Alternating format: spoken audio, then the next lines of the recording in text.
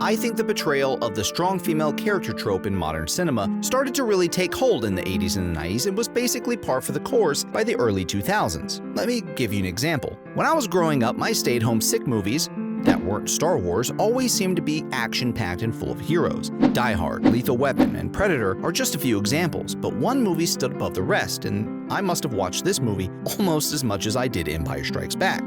And that's Aliens. Now don't worry, I'm not gonna knock Ellen Ripley, she's badass, but it started to become obvious that something was changing in 80s movies. Almost all of cinema, up to and through the 1970s, where women were mostly portrayed as characters that are a love interest for the hero or a victim for the antagonists, was starting to shift. Obviously, we had Ellen Ripley in 1979 and we had Princess Leia in 1977, but it was the 80s that truly had widely marketable and interesting female leads, if not somewhat unbelievable.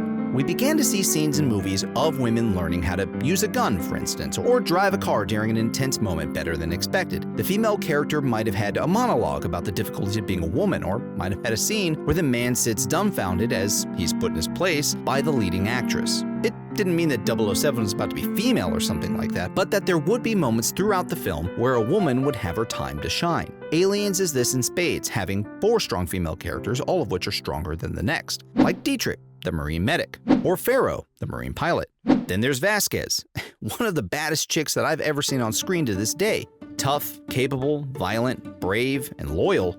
I was impressed. It's all a bit unbelievable now when I watch it again. You're just too bad.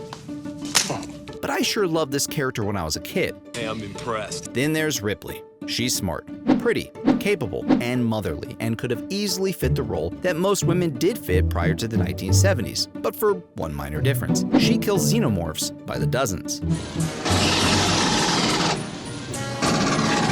Female characters were starting to change. And look, maybe it was time to, and maybe there was a legitimate gripe about women only being able to play one role in action films. But looking back, one thing was really clear. Despite how strong these female characters were, they weren't Mary Sue's, not completely at least. They made mistakes, they had flaws, and often needed to be saved and helped by their male counterparts. And in most cases, they had something undeniably feminine about them that helped to round out their character as both hero and damsel. And most importantly, this 80s version of a strong female character was rare. By the time we got to the 90s, however, the strong female character portrayed so well by Ripley and Connor were starting to phase out, along with the macho 80s action hero. Box office hits.